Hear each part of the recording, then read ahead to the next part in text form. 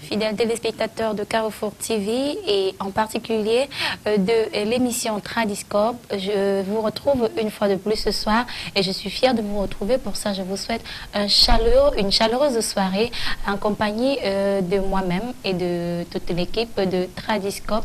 Bien évidemment, avec un invité que nous avons sur ce plateau. Ce soir, nous faisons encore un tour chez les Bassards, cette fois-ci, en pays Bassard, j'allais dire, voilà. Cette fois-ci, c'est pour parler de la dot. C'est quoi la dot en fait? Comment est née même cette pratique? Pourquoi elle est née? Et aujourd'hui encore, est-ce que ce n'est pas un frein pour certaines jeunes filles qui ne vont plus en mariage quand on sait que le mariage est devenu aujourd'hui se fait de plus en plus rare dans les familles? Donc c'est pour ça que Tradiscope a choisi de faire un détour en pays Bassard, bien évidemment pour parler de la dot, mais de manière générale, la dot en Afrique et plus particulièrement au Cameroun. Pourquoi existe-t-elle? Devrait-elle exister? C'est ce que nous allons voir ce soir avec l'invité que nous avons sur ce plateau, un maître, un chercheur, mais aujourd'hui, il a la casquette d'un traditionnaliste, d'un patriarche. Lui, c'est Président Diki. Bonsoir, Président. Bonsoir, Laetitia. Comment vous allez? Très bien. Voilà, on vous a vu dans un autre angle à Carrefour TV déjà, à l'école du dimanche. Mais cette fois-ci, nous sommes à Tradiscope.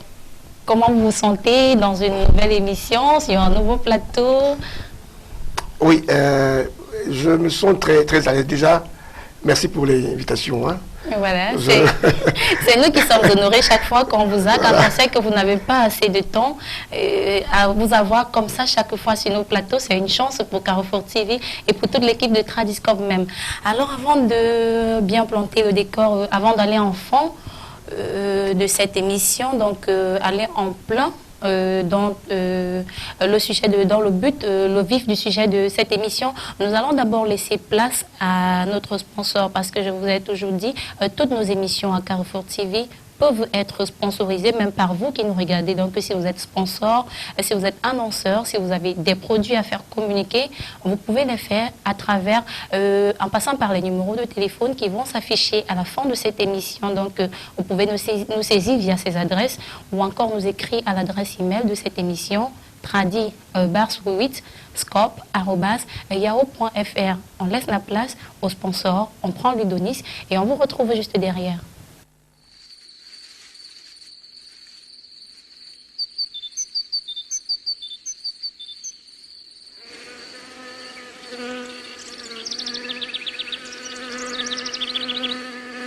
Vous êtes victime d'un fait mystique et étrange. Vous avez été témoin d'une situation ayant trait à la sorcellerie et vous voulez le partager ou vous voulez tout simplement apporter votre soutien à l'émission. Écrivez à carrefourdesmystères@yahoo.fr ou appelez au 00237 677 71 61 36 ou au 697 06 20 91. Élaborée à partir d'une vieille recette de la médecine holistique, l'huile d'Onis procure bien-être et santé. Elle purifie, tonifie et fait luire la peau en quelques temps. Elle résout tous les problèmes cutanés responsables de bien des dégâts dans la séduction des hommes et des femmes. Et bien plus encore, l'huile d'Onis peut être utilisée pour les exorcismes de haut niveau. Mbombok, c'est finalement une huile bonne à tout faire.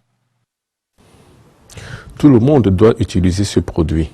Simplement parce qu'il permet de dévaquer complètement nos cellules du corps, d'arriver à renforcer le principe de phagocytose de notre corps. Les anticorps de notre corps en sont aussi renforcés. C'est donc un médicament utile, c'est d'ailleurs pour ça qu'on l'appelle l'élixir de santé. Ça veut dire que ça peut guérir toute forme de maladie, ça peut aussi en prévenir. Mais aussi, ça a des principes curatifs et des principes aussi préventifs.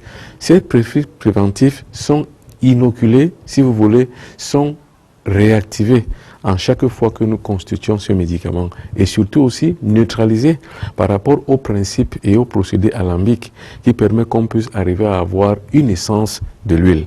Cette huile essentielle donc nous donne la force vitale et vitalisante que nous avons besoin pour pouvoir nous mouvoir. En effet, on ne peut traduire tous les bienfaits de l'huile d'onis car tellement ils sont nombreux. Ce qu'il faut simplement retenir, c'est que Onis est l'ange guéri qui combat Satan dans tous ses états. Disposer de l'huile d'onis, c'est garantir une bonne protection contre les forces du mal, bon pour les enfants, agréable pour les adultes. Bombok, on peut même utiliser comme antidote, car elle permet d'éliminer 95% de toxines alimentaires qui détruisent notre flore intestinale. Même si cela peut correspondre à des prouesses que je réalise, c'est pas ça le but du principe actif que je suis devenu par rapport donc à la thématique de la médecine traditionnelle. Ce n'est pas ça qui est le plus important. Le plus important, c'est de pouvoir faire connaître. C'est-à-dire que je connais des procédés, je connais des formules spirituelles, je connais des formules sacrées pour pouvoir guérir et pratiquer une tradithérapie. Cela peut donc être utile pour l'ensemble de l'humanité. Le combat aujourd'hui que je mène est le combat de l'homme par l'homme et avec l'homme. La préparation de ce pur produit des laboratoires du Bombok Benoît Bitton est si complexe que le résultat à l'arrivée ne peut être que convaincant, car ce médicament aux 1000 vertus thérapeutiques guérit tous les mauvais sorts jetés par les sorciers ou ramassés à l'air libre. Le zona, le mousson, le famla, le ndimsi, les plaies inguérissables, le con et bien d'autres sont vaincus en quelques temps seulement. Le Mbombok est l'enseignant, le Mbombok est le thérapeute universel, le Mbombok vibre avec le secret de Dieu. C'est ce qui fait de lui un grand professeur. Et le professeur dont je suis par exemple, ce n'est pas ce que je donne indicativement un enseignement qui est écrit sur des livres, mais c'est que j'enseigne les hommes par l'expérience de ma propre vie. Donc ce produit et ces médicaments que j'élabore sont l'expression de ces expériences que je mène depuis de longues années, depuis que je suis tout petit, quand j'apprenais encore au père de mon feu père, qui lui aussi était un bombok, et un bombok mabouille, c'est-à-dire un herboriste sacré. C'est la même donc généalogie et c'est la même propension de ce même traitement que j'essaie d'initialiser et de pouvoir rapporter avec un peu plus de connaissances chimiques, avec un peu plus d'élaboration intellectuelle pour pouvoir sortir de l'obscurantisme sataniste ou alors de l'obscurantisme idéologique dont on verse la plupart du temps la médecine traditionnelle. C'est pour ça donc que ce traitement reste un traitement de mise pour pouvoir apporter une grande conscience dans l'élaboration chimique de nos principes actifs traditionnels.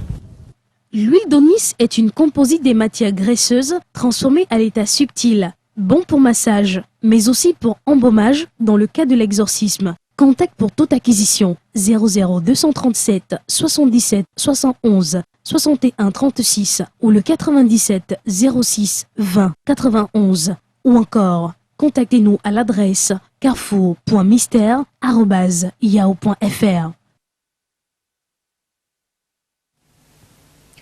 De retour sur le plateau de Tradiscope, si vous nous prenez à l'instant, nous vous souhaitons une bienvenue en compagnie des programmes de Carrefour TV et sachez que vous êtes dans l'émission Tradiscope. C'est parti pour 1 heure déjà, même si nous sommes là, il y a environ 5 minutes, nous avons encore près de 50 minutes à passer avec vous et aujourd'hui nous sommes en pays Bassa pour parler de la dot. Je suis toujours accompagnée d'un traditionnaliste, d'un patriarche, président Diki Roger qui est sur ce plateau. Je vais d'ailleurs avec lui voir, Président, comment est né le peuple Bassa en fait?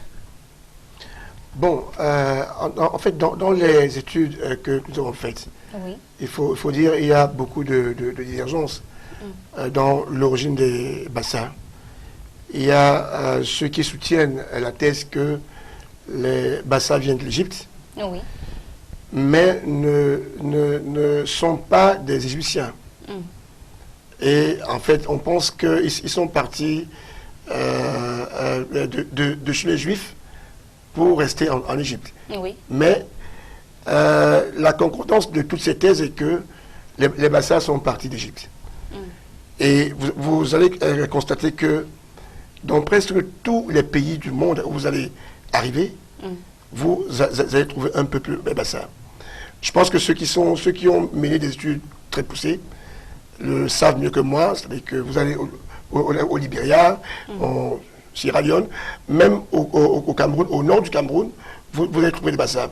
Ce que je peux dire, c'est que je n'ai pas une connaissance très approfondie de l'origine véritable, mais je sais quand même que c'est un grand peuple, en fait, qui est parti de l'Égypte, et pour se retrouver dans diverses régions du monde, et nous retrouvons au Cameroun.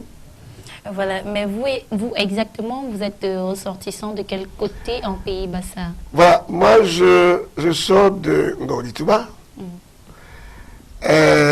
Avant, j'étais dans l'arrondissement de Ndoma, mais il faut comprendre que qu'on a divisé cet arrondissement en deux. Aujourd'hui, moi, je suis rattaché à l'arrondissement de Nyanon, mais c'était avant le grand arrondissement de Ndoma. Donc, je suis un fils Babimbi de Lokbasangena, arrondissement de Nyanon. Voilà. Voilà, et si nous allons dans le vif du sujet, aujourd'hui nous parlons de la dot, en fait. Pourquoi cette pratique a été instaurée? Pas seulement en pays Bassa, mais de manière générale, la dot. Pourquoi cet apport, particulièrement en parlant du Cameroun? Oui, il faut savoir que la dot, en fait, c'est une cérémonie qui vise à unir deux familles. Sur le plan traditionnel et sur le plan coutumier. Généralement, lorsqu'un homme doit prendre une femme en mariage, le véritable mariage chez le Bantou, c'est le mariage traditionnel. Le mariage à l'état civil est venu bien après. Parce que chez nous, nous considérons beaucoup plus le mariage traditionnel et coutumier que le mariage de l'état civil. Parce que c'est là où les parents s'asseyent et puis bénissent donc les les enfants qui doivent s'unir. Et de l'autre côté, il faut savoir que dans la dot, il y a un enseignement.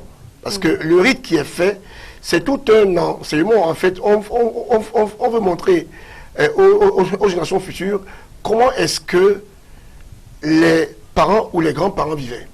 Donc non seulement la cérémonie est là, mais la cérémonie est très forte d'un grand symbolisme. Donc, à l'époque de nos grands-parents, où on n'utilisait pas de l'argent, ce qu'on nous a dit, c'est que quand tu voulais prendre une femme en mariage, tu allais dans le village de cette dernière, soit on te donnait un grand champ à défricher. En fait, ce n'était pas une punition, mais les parents de la fille voulaient voir la capacité de l'homme d'entretenir leur fille. Ils voulaient se rassurer que leur fille n'ira pas en mariage chez un paresseux, chez un homme qui devait lui faire mourir de faim. Et aussi, c'était un signe d'acceptation de notre famille. Donc, beaucoup de gens pensaient que la belle famille voulait punir l'homme, mais non. C'était juste un signe d'amour, un signe d'union. J'accepte cette famille maintenant comme ma deuxième famille. Et au même titre que la propre famille d'où je sors. Après, les choses ont évolué. Il était question, quand un homme voulait prendre une femme, l'homme allait voir ses beaux-parents et on lui indiquait ce qu'il fallait apporter. La dot que moi, mon papa a connue, c'est qu'il devait offrir certains présents à sa femme et offrir de la nourriture à sa belle famille. Ce n'est qu'à l'issue de cette cérémonie qu'on va donc aboutir au mariage coutumier, symbolisé par le contrat de mariage en réalité qu'on remettait à l'homme et qui reprenait tout ce qu'il a donné pour la dot. Donc, il y avait un contrat de façon coutumière à la fin selon ce que vous dites, à la fin de la cérémonie, il y avait un contrat écrit. Même maintenant, ça existe encore. C'est que quand je suis allé doter ma femme, à la fin de la dot, c'est que le grand matin, les deux familles se sont assises et ils ont rédigé un contrat de mariage coutumier. Et chez nous, c'est le plus grand symbole en réalité. Et vous constatez que chez nos frères du Nord, par exemple, beaucoup de femmes qui vont en mariage, l'état civil n'est pas très important. Et je dis que même chez nous, que ce soit le mariage à l'église, que ce soit le mariage à l'état civil, ça reste juste des symboles. Mais le symbole le plus fort, c'est le mariage coutumier. Parce que là, ce sont les deux familles qui scellent en fait cette union. Mais est-ce qu'aujourd'hui, Président, quand on sait que la dot était de façon symbolique, comme vous dites, quels sont les éléments présents à la dot qui symbolisent qui amènent à comprendre qu'ici, il s'agit d'un truc dont je veux dire, les éléments traditionnels qui nous renvoient en plein dans nos cultures. Quels sont les éléments présents dans une dot?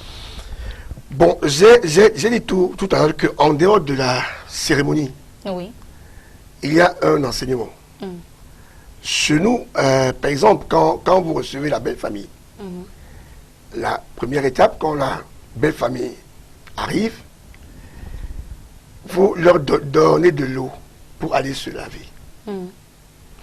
Après donc le bain, vous leur donnez à manger. Alors, quand on leur donne à manger, c'est là où tout commence. Puisqu'ils sont donc venus pour chercher une femme, ils ne peuvent pas manger, ils ne doivent pas manger sans cette femme. S'ils se précipitent donc sur la nourriture, alors il y a une amende.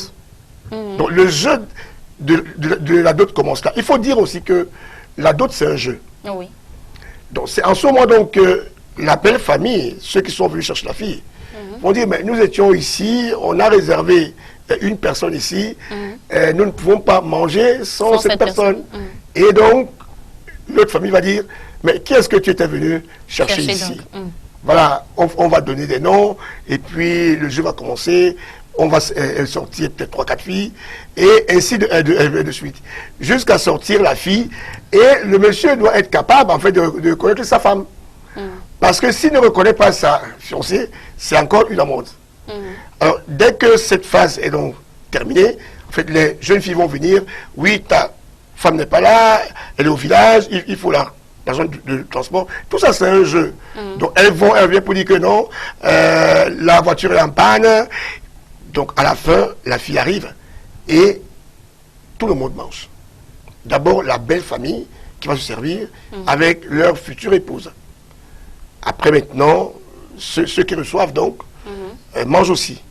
Et c'est en ce moment-là que tout commence. Et je veux dire que dans ce jeu, en fait, c'est pour dire c'est pour dire à la jeune génération que lorsque tu reçois quelqu'un chez toi, la première chose, il est venu de très loin, il faut en fait lui proposer de l'eau.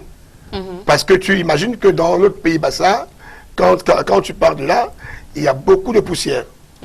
Et dès cet instant-là, tu lui donnes de l'eau, il se lave, tu lui donnes à manger. Ce n'est qu'en ce moment-là que vous allez donc commencer maintenant à discuter du sujet qui va déposer sur la table.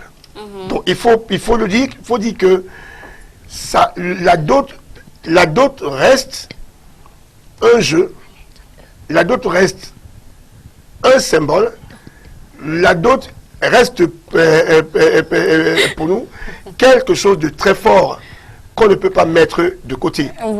Donc, qu'on le veuille ou pas, la dot je veux dire, c'est la cérémonie qui consacre en fait l'union entre deux personnes. Mais alors, est-ce qu'aujourd'hui, Président, quand on regarde la nouvelle génération, est-ce que ce n'est pas un frein? Est-ce que ce phénomène de dot, non, on va d'abord rentrer dans le cadre de l'essence même de la dot. Est-ce qu'aujourd'hui, on n'a pas l'impression que c'est un commerce qui se fait tout au sein des familles? Non, mais je ne suis pas d'accord avec ces thèses. Il est vrai, beaucoup de gens le disent. Voir la dot comme un commerce, c'est insulter la sagesse de nos ancêtres. Il est vrai que parfois il y a exagération. Mais aujourd'hui, les familles arrivent toujours à trouver un compromis. Lorsque j'aime une femme, je n'ai pas besoin de penser que je vais acheter cette femme. Je ne peux jamais rembourser son éducation, son entretien et son soutien dans sa famille. Seulement, à l'époque de nos grands-parents, les familles n'étaient pas grandes. Aujourd'hui, les familles sont devenues plus nombreuses. C'est-à-dire que quand une jeune fille va en mariage, elle a derrière elle au moins 50 sœurs. Est-ce à dire qu'on doit nourrir toutes les 50 sœurs? On ne nourrit pas. Pour doter une seule, pas les 50. On ne nourrit pas. Mais on laisse un symbole. C'est-à-dire que quelque chose qui représente le départ de leurs sœurs. Il n'est pas question de nourrir. Mais c'est simplement que ça peut être un verre de jus, ça peut être un savon. Nous trouvons aujourd'hui que c'est grandiose parce que les temps ont changé. Les prix ont augmenté et les familles sont devenues nombreuses. Il est tout à fait normal que quand une fille se sépare de ses sœurs, chez les Bantous, c'est normal. C'est-à-dire, penser que la dot est un achat, je ne suis pas d'accord. Puisque quand bien même, vous allez voir votre belle famille qui va vous remettre une liste. Vous avez la possibilité de revenir discuter cette liste avec eux pour dire, ça je peux avoir, ça je ne peux pas, ça je ne peux pas. Mais je dis que si vous aimez votre femme, vous ne la dotez pas parce que vous êtes en train de l'acheter, mais pour vous c'est un amour, c'est un signe d'amour pour la belle famille. Mais est-ce que président, ça ne vide pas les poches du marié et qu'à la fin le couple va vivre de façon peut-être misérable, si j'exagère, alors qu'on avait un peu, mais on a tout déversé à la dot, et voilà que quand on se retrouve à deux, on n'a plus les moyens assez suffisants pour vivre. Bien, mais c'est une thèse qui n'est pas vraie. Parce que tu peux ne pas faire la dot et la maladie vient vous ruiner. Ça aussi. Tout peut vous ruiner dans la vie. Tu peux faire la dot et après cette dot avoir beaucoup d'ouverture. Donc on ne peut pas se focaliser sur le fait que je vais me ruiner ou notre famille va se ruiner. Quand on donne avec amour, parce qu'on aime sa femme, parce qu'on veut donner une certaine valeur à sa femme dans sa famille, je serai ruiné, je ne serai pas ruiné. Ce n'est pas ça le problème. Le vrai problème, c'est de pouvoir donner avec amour. Ce que tu peux donner, il faut donner. Si tu as beaucoup, donne beaucoup pour ta femme parce que tu l'aimes. Si tu as moins, on ne te tuera pas. Mais seulement, il ne faut pas que l'homme fasse le malin. Parce que si tu fais le malin parce que tu vas épouser une fille, alors ce malin peut te suivre. Il y a des règles dans la vie. Et donc, qu'on ne se limite pas seulement à ce qu'on donne, mais qu'on voit aussi ce qu'on peut recevoir après avoir donné. Donner dans ta belle famille, ce n'est pas jeter dans la mer, ce n'est pas jeter dans la rue. Tout au contraire, vous devenez la même famille maintenant. Tu peux être dans une situation difficile. Ta belle famille te soutient, on en a vu. Donc, il ne faut pas voir la dot comme quelque chose qui va ruiner une famille. Voilà, et président, regardons un peu, quand on va en Pays Bassar, quand on assiste à une dot, quand le gendre vient, est-ce que c'est uniquement le père de la fille, le père de la future mariée qui remet la liste au gendre? Non, c'est la raison pour laquelle j'ai dit que c'est une cérémonie traditionnelle. Donc elle est universelle pour tous les Bantous.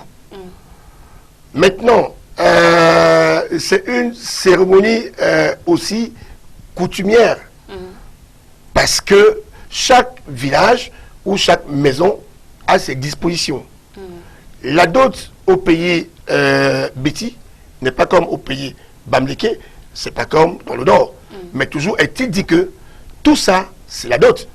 C'est-à-dire que ça reste en fait une tradition, ça reste une culture. Et donc, nous ne pouvons pas mettre ça de côté. Justement, mais le souci maintenant, c'est que je veux savoir, parce que dans certaines familles, en Afrique, au Cameroun en particulier, quand la jeune fille prend son mari pour faire le tour de la famille, à chaque personne qu'on a indiquée, tu dois rencontrer l'oncle par exemple, tu dois rencontrer le chef de famille, tu dois rencontrer par exemple le grand frère de papa. À chaque maison où on entre, on a une liste qu'on remet au gendre. Non, en Pays-Bas, ce n'est pas ça. En Pays-Bas, quand vous demandez la main d'une fille, la famille restreinte reste et concorde une liste. Dans cette liste, il y a une liste pour les sœurs de la fille qui va donc se marier. Il y a une liste pour les mamans. Il y a une liste pour les papas. Voilà en fait les rubriques qu'on reconnaît officiellement pendant la dot. Bon, maintenant, dans d'autres familles, on peut dire les oncles maternels sont là, mais généralement, ce qui se passe, c'est qu'il y a une rubrique pour les jeunes filles, une rubrique pour les femmes et une rubrique pour les papas.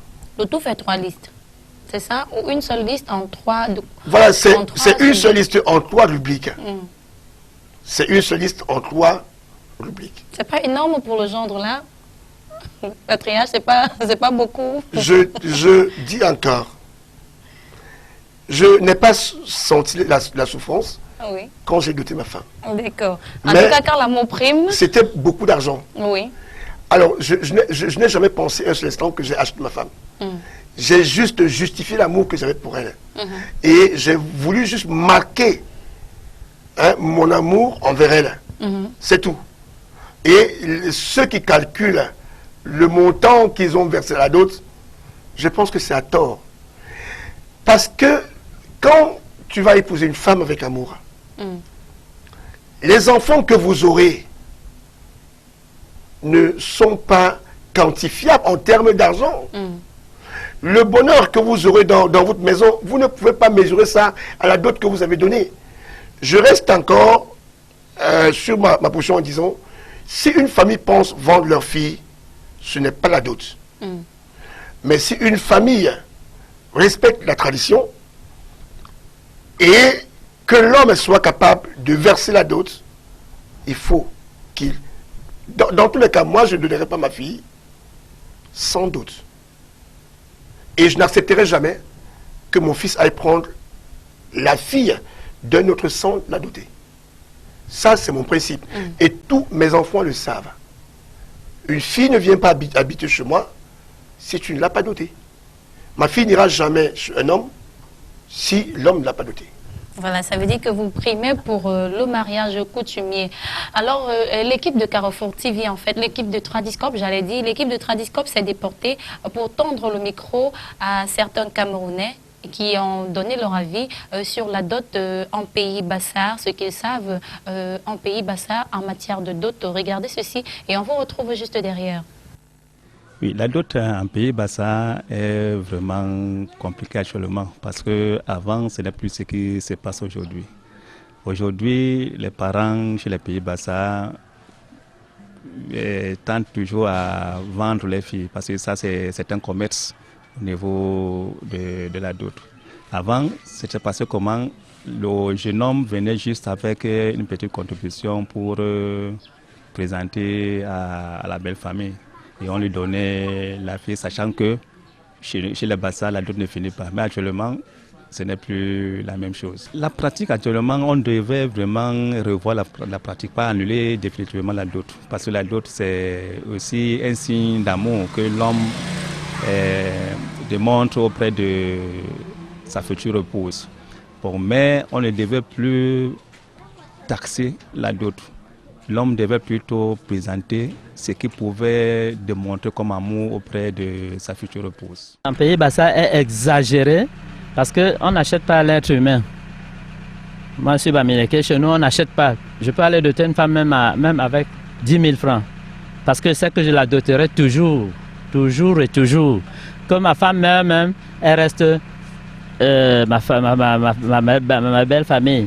Donc, même que ma femme ne soit pas là, je dois toujours vivre comme si je dois toujours continuer à doter. Et doter simplement, doter tous les jours dépasse ce qu'on demande une fois, parce que c'est comme si on achetait l'être. Et quand la femme est chez vous, on la tabasse parce que j'avais dépensé de l'argent.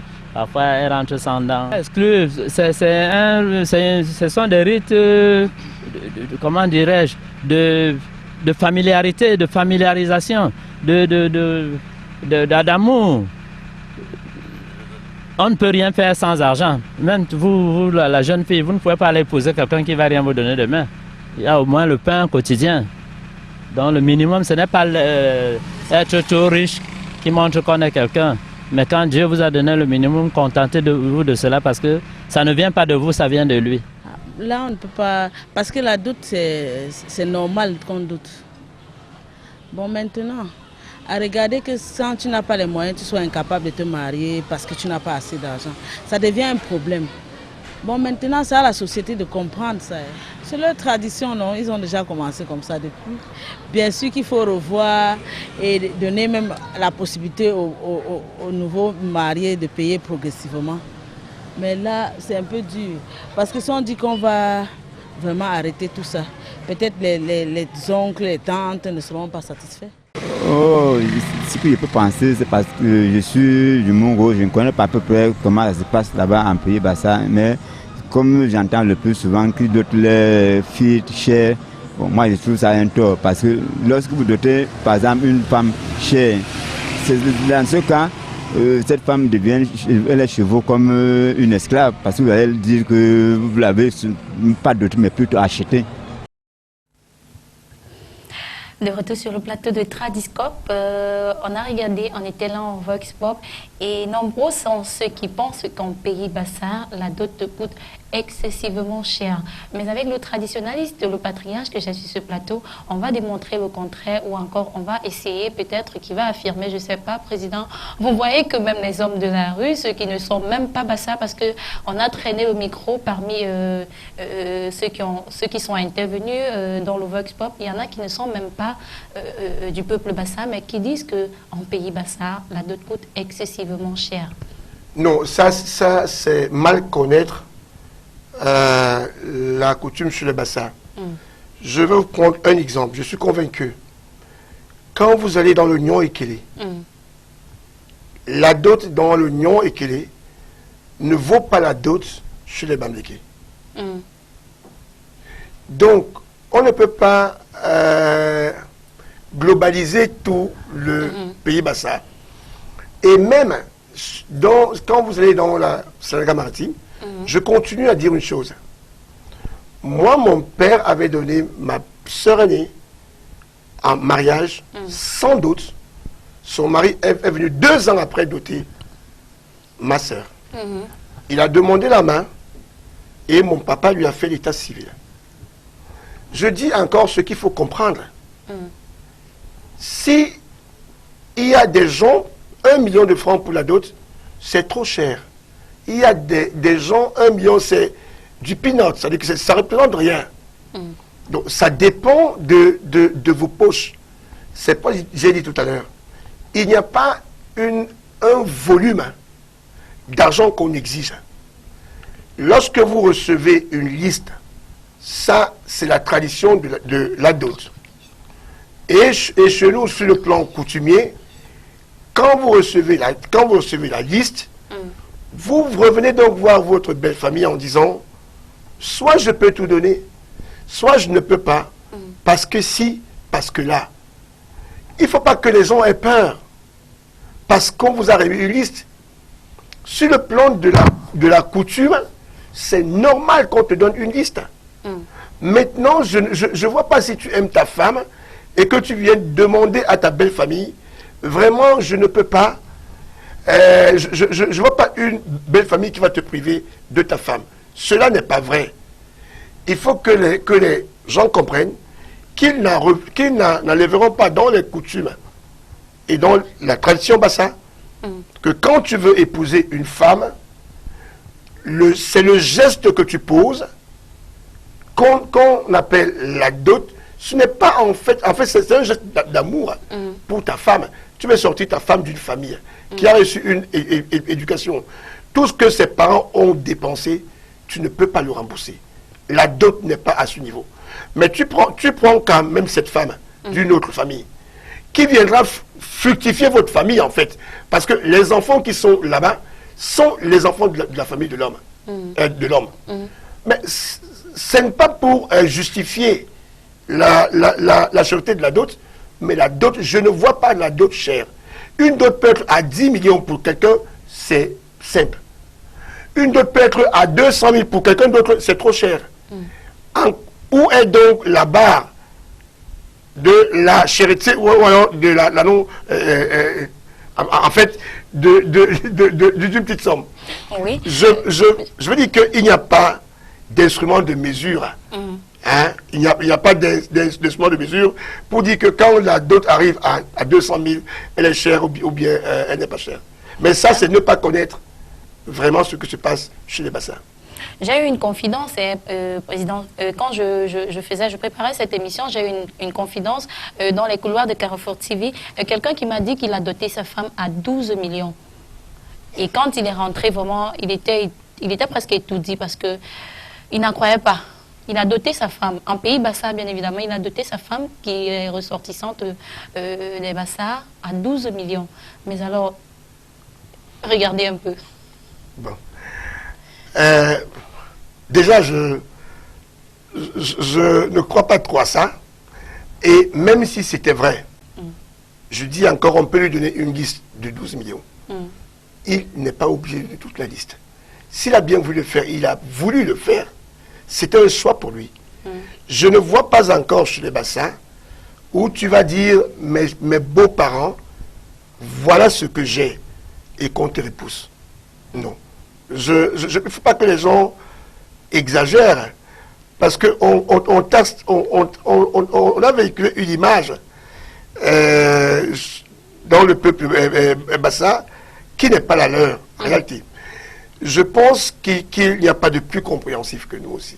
Il n'y a pas de plus compréhensif. Oui, c'est une particularité. C'est la démarche en fait qui est importante.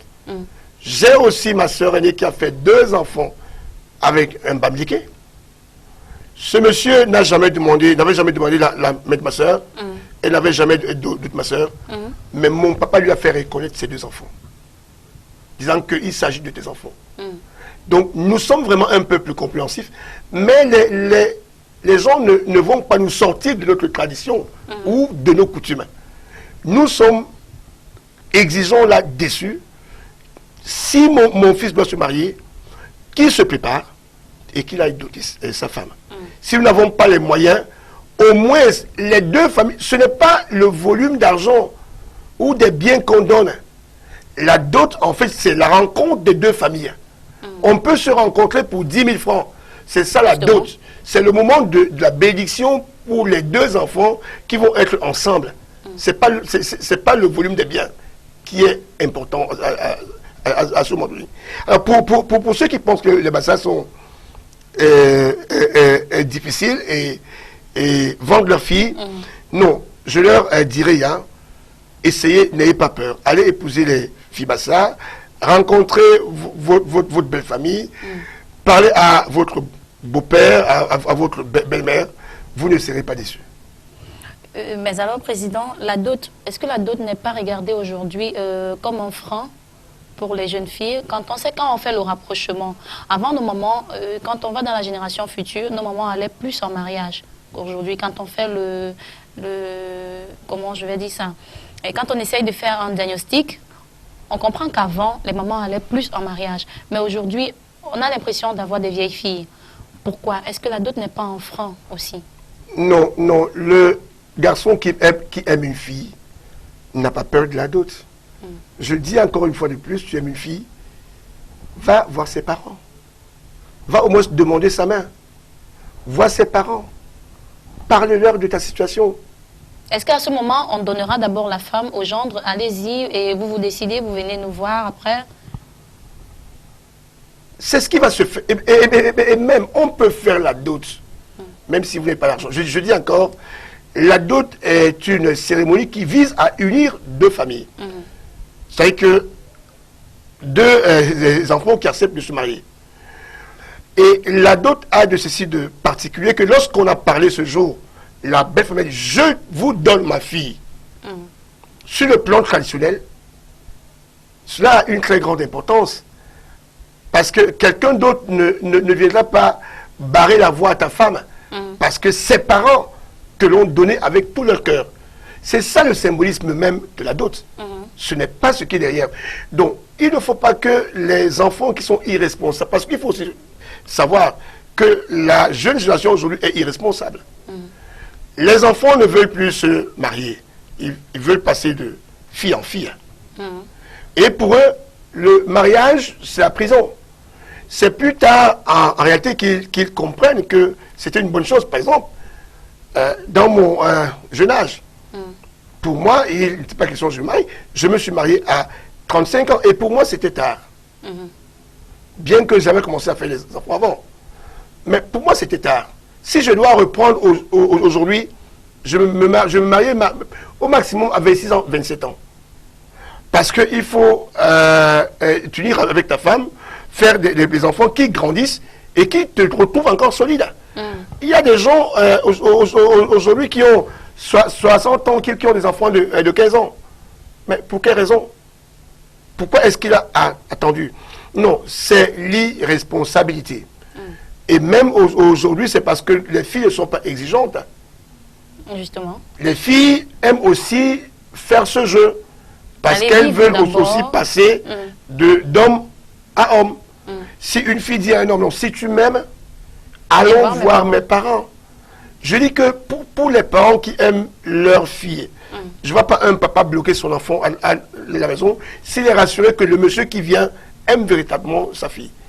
Moi, je ne mets pas la dot sous le prisme d'un frein, mais non, c'est ce que de les hommes sont de plus en plus irresponsables.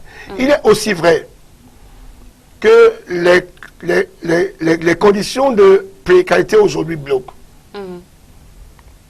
Mais même dans ces conditions de précarité, quand on aime une femme, je dis qu'il y a des gens qui passent tout leur temps dans les bois de nuit, les jeunes garçons, dans les snacks, ils s'offrent des chaussures de très grande valeur. Mais ils peuvent épargner cet argent et puis aller voir la belle famille pour manifester son amour envers sa femme. C'est ce que les garçons ne veulent pas faire. Voilà, et la dot également peut être classée comme une bénédiction parce que si on prend le cas d'un couple qui allait vivre et qui a commencé à faire des enfants sans toutefois avoir vu les parents, est-ce qu'ils ne courent pas un risque parce qu'ils n'ont pas été bénis de façon traditionnelle? C'est même un gros risque. Lorsqu'une fille doit être donnée en mariage chez le Bantou, il faut qu'elle reçoive toutes les bénédictions de ses parents. C'est très très important. Et j'ai dit que c'est même la valeur fondamentale de la dot. Il faut que les parents, les deux familles, bénissent les deux enfants parce qu'on s'unit pour fonder une famille. La famille peut ne pas être là, mais au moins, quand on se marie chez le Bantou, c'est pour qu'on fonde une famille. C'est pour qu'on ait des enfants. Et les enfants, c'est la bénédiction. Il faut donc que les parents puissent donner cette bénédiction. C'est vraiment fondamental.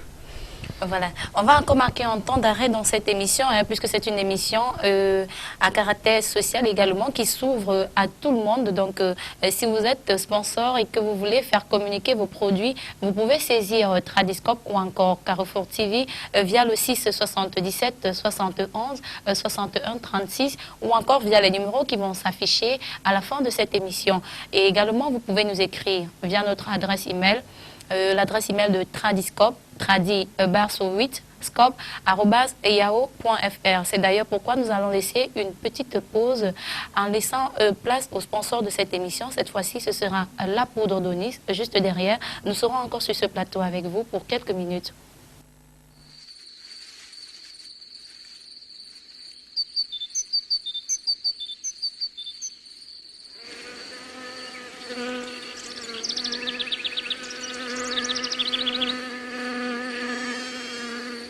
Onis est une entité spirituelle responsable du combat mystique des maîtres cosmiques, initiateurs invisibles. Il mène ce combat au profit des hommes. Le Mbombok Benoît Biton, grand maître des arts mystiques et spirituels, a pu s'élever jusqu'aux vibrations d'Onis dans l'une de ses fréquences qu'il dirige. Et de là, il a ramené l'une des plus belles pièces mystiques allouées à Onis pour des travaux spirituels. Il s'agit de la poudre d'Onis. Mbombok, avec efficacité, ce produit agit sur divers maux liés à notre destin, notamment les blocages, les malédictions et les échecs. La plupart des gens sont limités, mais pas tous. Et heureusement, ça veut dire que la plupart des hommes spirituels se limitent la plupart du temps à une seule simple credo ou alors un seul credo de leur propre enseignement. Ça veut dire qu'ils ne peuvent pas en sortir. Par exemple, tenez, si quelqu'un ne connaît qu'une seule chose, lorsqu'il en sort, il est perdu. Mais tous ne sont pas comme ça. Il y a des bons prêtres, il y a des bons pasteurs qui peuvent savoir aussi aller jeter un coup d'œil dans la tradition voisine, c'est-à-dire que tout ce qui se passe ailleurs, il expérimente, il en tire donc de grandes vertus pour pouvoir aider l'humanité en souffrance. Voilà le but de toute initiation. Donc, on est pareil. Alors, tous ceux qui ont soif de justice, tous ceux qui aiment la lumière, tous ceux qui veulent participer au grand combat humain de la lutte contre les forces du mal peuvent utiliser aussi Onis. Donc, tout le monde y a droit. La poudre d'Onis est d'une utilité sans faille. Toutes et tous, à tous les âges, devront profiter de la chance que nous offre ce produit hors du commun. Prêtres, pasteurs, spirituels de tous bords, thérapeutes et laïcs, la poudre d'Onis vous aidera dans tous vos travaux de subjugation. Dites-nous Mbombok, comment utilise-t-on la poudre d'Onis? Y a-t-il des dispositions particulières à son application? C'est très important. Pour utiliser la poudre d'Onis, voilà ce qu'on fait. On trace le triangle d'Onis, qui est celui-ci. Et il faut savoir qu'il faut toujours écrire là sur le triangle d'Onis lumière. En haut, c'est-à-dire que sur l'angle haut, amour sur l'angle gauche et sur l'angle droite, vérité. Et il ne faut jamais oublier ce qu'on appelle le monogramme du feu qui doit toujours être à l'intérieur du triangle. Alors voilà donc ce qu'on pourrait appeler le triangle d'Onis. Le triangle d'Onis n'est autre chose que l'espace qu'on a créé soi-même pour pouvoir entrer en contact et en communion avec Onis, qui est l'ange de la puissance, qui est l'ange qui excelle avec les glaives de feu, qui combattent les forces du mal et qui les détruisent. En utilisant donc le triangle d'Onis, qu'une fois-ci, on y accède avec la poudre d'Onis, c'est-à-dire la poudre d'Onis sur la main gauche et la main droite sur le cœur. Prononcer maintenant son vœu. Quand on prononce son vœu, on dit par exemple « je veux réussir ». Attention, j'ai toujours dit, ne dites jamais « je voudrais réussir ». Non, « je voudrais réussir », ça veut dire que vous êtes dans l'imperfection de votre propre conscience. Et vous êtes également aussi dans l'euphémisme spirituel. Il faut avoir la conviction, il faut avoir la foi. Et il n'y a pas meilleure foi que la conviction et surtout que la pratique active de la foi. Ça veut dire que vous devenez l'objet de ce que vous voulez. Vous voyez que vous l'avez et vous dites « je veux l'avoir ». Par exemple, un élève qui veut faire son examen, il tient donc la poudre d'Onis sur la main gauche, ou alors quelqu'un qui cherche du travail ou une promotion, ce qu'il mérite.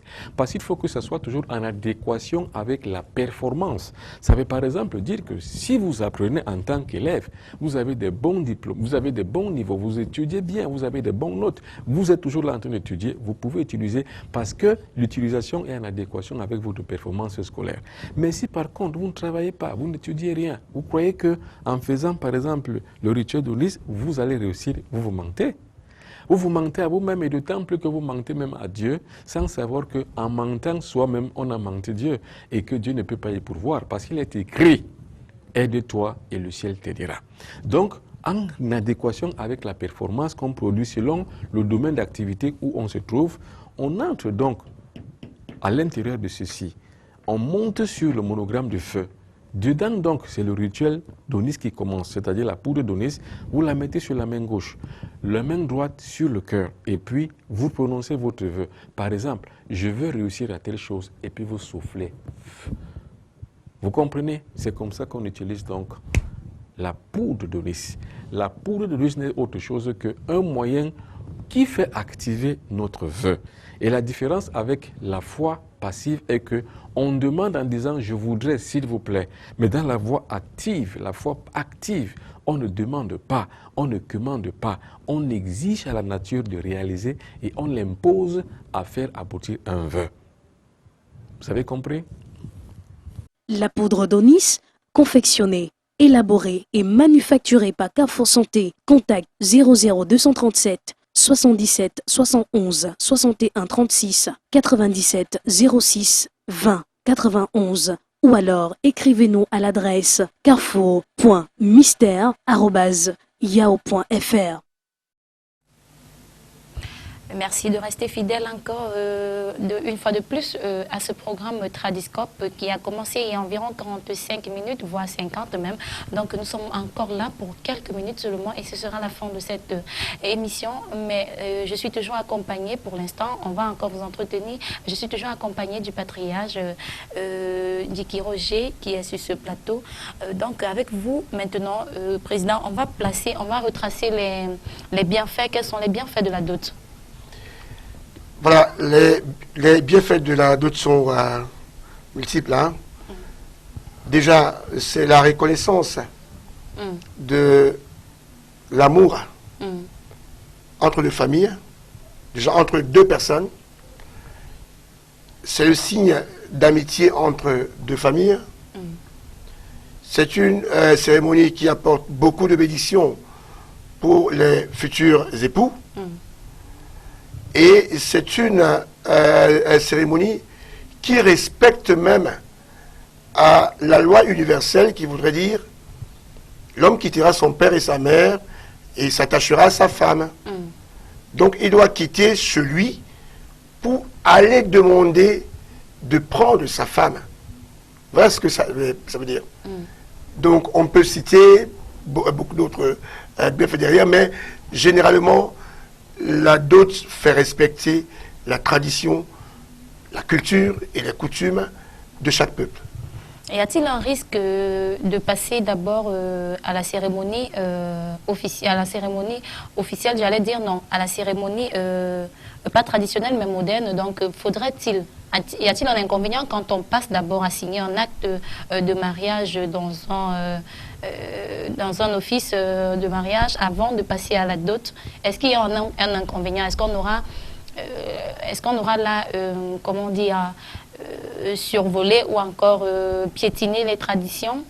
Non, si cela a été fait en accord avec la famille de la mariée, ça ne pose aucun problème. C'est la raison pour laquelle j'ai dit, quand vous avez des problèmes, il faut aller à la rencontre de votre belle famille. Qui peut autoriser. Il y a des moments où l'homme a un emploi. Il n'a pas les moyens pour le moment de venir doter sa femme. Ou alors ils ont un autre projet. Et il veut que sa femme bénéficie très rapidement d'une couverture maladie de sa société. Peut-être que la fille est enceinte ou bien ils ont déjà un enfant.